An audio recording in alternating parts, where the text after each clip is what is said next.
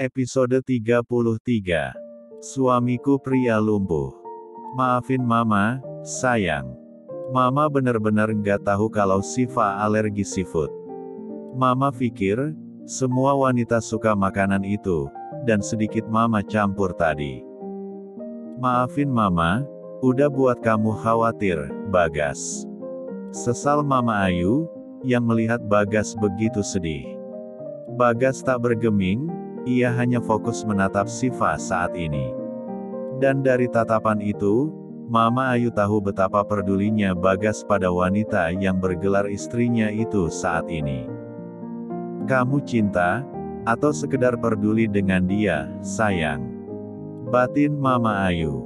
Lapun menggantikan Siva sementara, merawat Bagas untuk obat dan istirahatnya.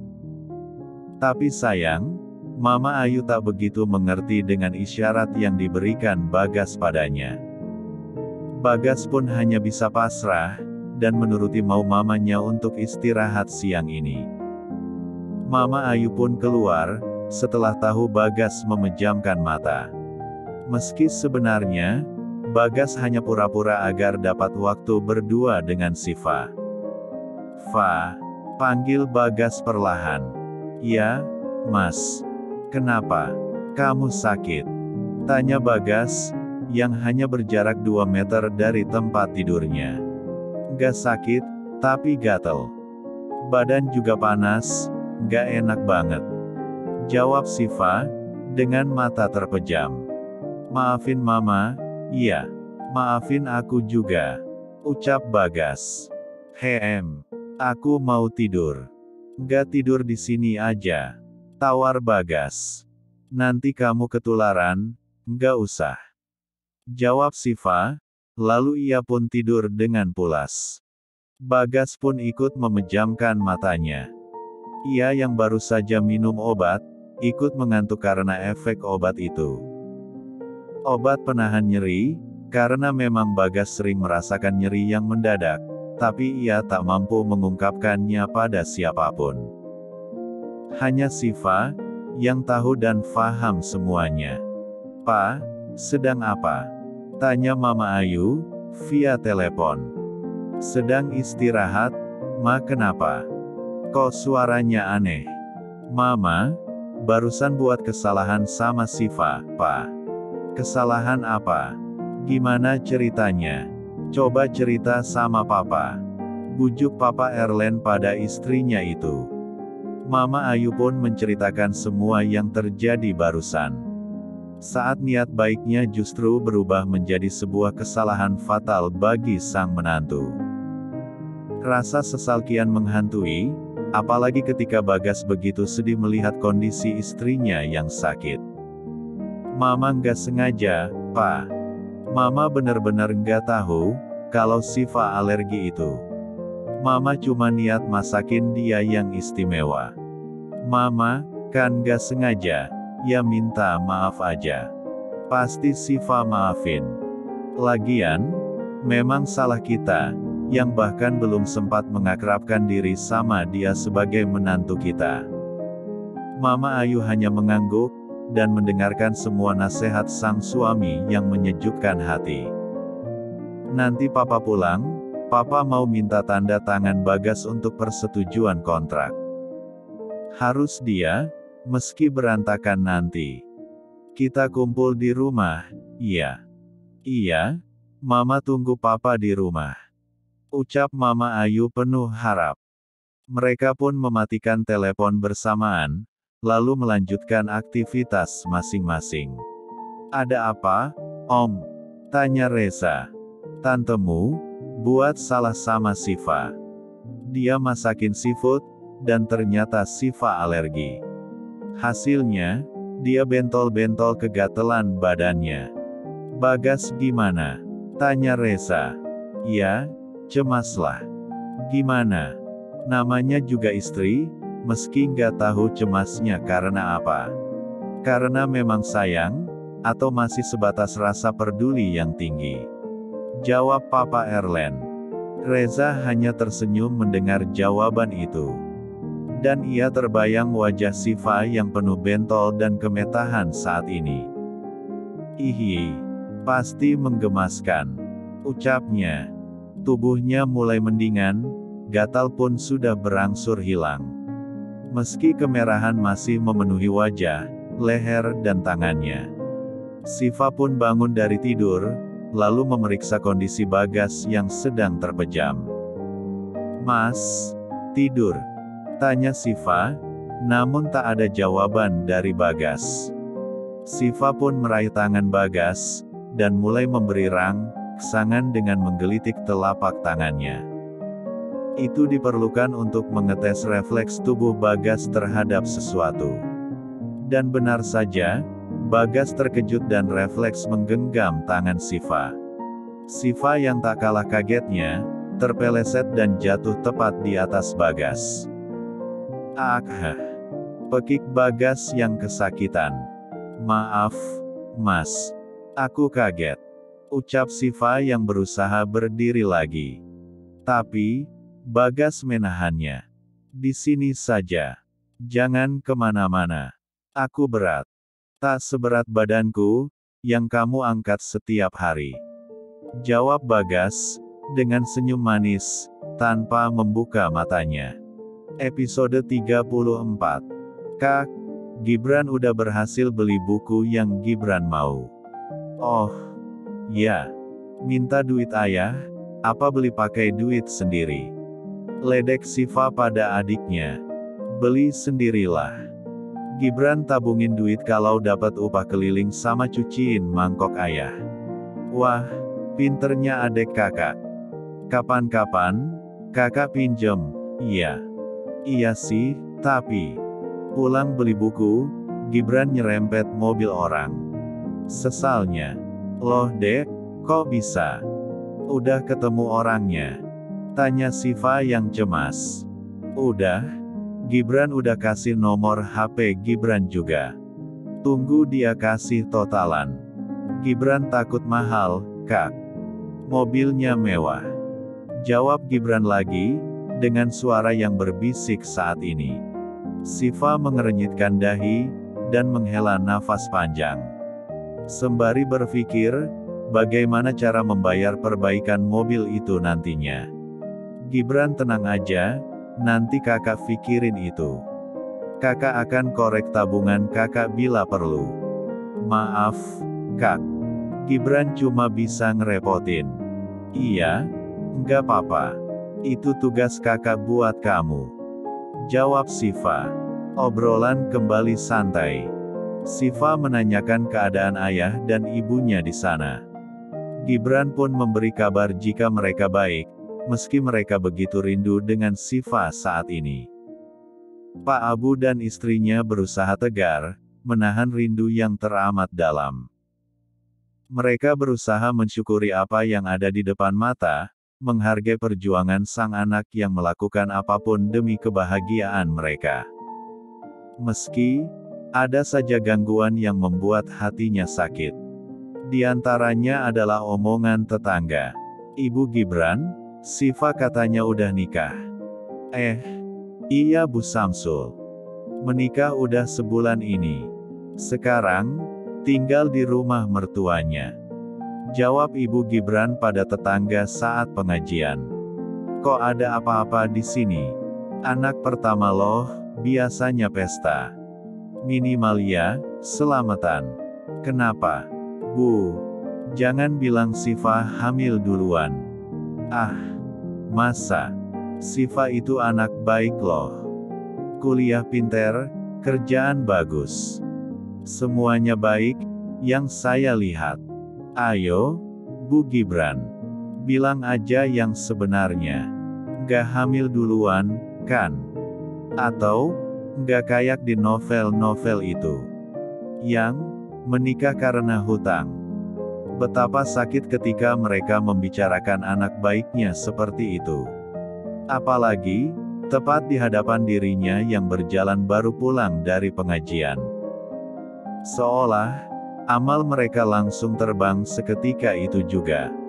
Siva hanya ingin berbakti pada suaminya.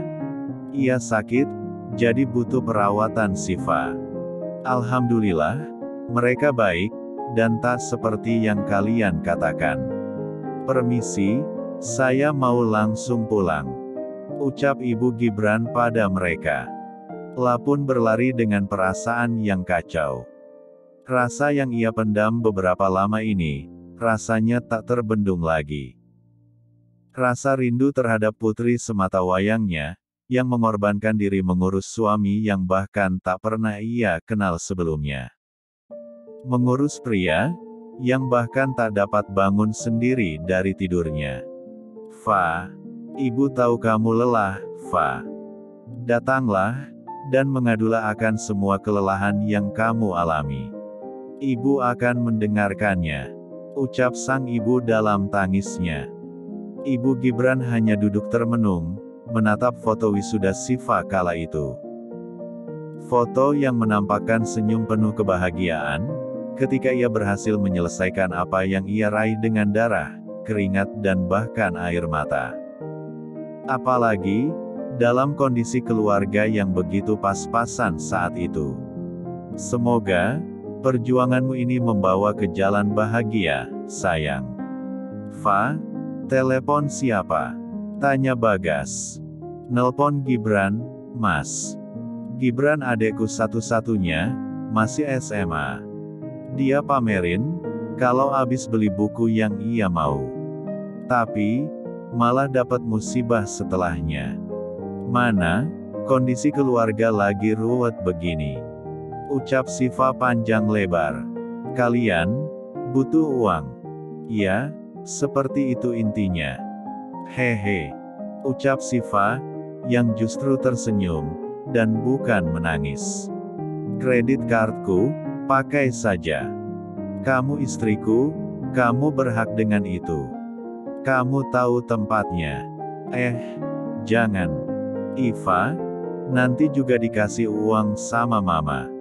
Mama, kan janji, bakal tetap gaji Siva sebagai perawat. Fa, jangan tolak. Aku, hanya melakukan tugasku sebagai suami. Setidaknya, menafkahimu. Ucap Bagas, yang kini tengah duduk santai, dengan alat terapi jari yang terpasang di tangannya. Siva pun akhirnya menitikan air mata. Mendengar kata tanggung jawab dari Bagas, membuatnya terharu. Bahwa Bagas adalah orang yang begitu baik dengannya, dan peduli keluarganya. Meski aku sebenarnya belum paham, bagaimana menggunakan kartu itu. Batin Siva.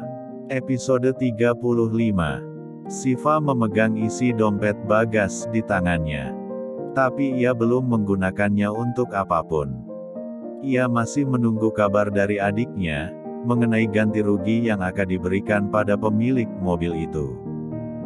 Selama Bagas terus mengenakan alat terapi jarinya, Siva memangku kaki Bagas untuk teruslah refleksi. Siva beruntung, karena neneknya dahulu adalah seorang tukang urut yang terkenal di kampungnya. Sehingga ia mendapat sedikit ilmu saat ikut sang nenek untuk memenuhi panggilan pelanggan. Bagas memandang Siva dengan sesekali tersenyum gemas. Kenapa tidak? Karena memang wajah Siva masih dalam keadaan bintik merah, dan bagian mata yang membengkak. Sangat lucu bagi Bagas yang selalu melihat kesempurnaan. Kenapa ketawa? Tanya Siva. Wajahmu kayak ikan fugu. Ledek Bagas. Ikan fugu. Ikan itu bukannya ikan buntal. Ih, jahat. Orang lagi kena musibah malah diledekin. Terus, maunya gimana? Dicium. Tawar Bagas. Gak usah ngaco. Sembuhin dulu tangannya, rai aku, baru boleh cium. Siva memberi syarat. Hah? Sembuh tanganku entah kapan. Lamalah. Ya biarin, anggap aja itu sebagai pemancing semangat buat sembuh. Tapi, Mas gak akan ngejar, Mas udah sering cium cewek, kan? Mantan Mas banyak. 1. Cuma Luna. Itu pun sudah pergi karena kondisiku. Hanya kamu yang bertahan, dan itu pun mungkin karena tugaskan. Ucap Bagas dengan wajah yang berubah sendu. Mungkin, kalau bukan karena tugas yang diberikan Mama dengan perjanjian, kamu juga udah pergi ninggalin aku. Dan akhirnya semua orang menjauh, karena ketidakbergunaan. Siva menatap Bagas tajam, ia mendekatkan wajahnya tepat di depan mata Bagas, semakin lama semakin dekat. Siva mengecup kening Bagas agak lama, lalu melepaskannya dengan kembali menatapnya. "Fa," panggil Bagas dengan penuh haru. "Yang pergi, biarkan saja pergi. Mereka punya dunianya masing-masing. Nikmati, dan syukuri apa yang ada saat ini. Jangan pernah lagi mengeluh, karena setidaknya hidupmu cukup dan bahkan berlebih." Ucap Siva. Jantung Bagas terasa berdegup lebih cepat, bahkan terasa sedikit nyeri karenanya. Ia pun mendesis untuk menahan rasa sakit itu, karena tangannya belum bisa bergerak untuk menekan dada. "Mana? Apanya yang sakit?" tanya Siva. "Dada kiri, Fa.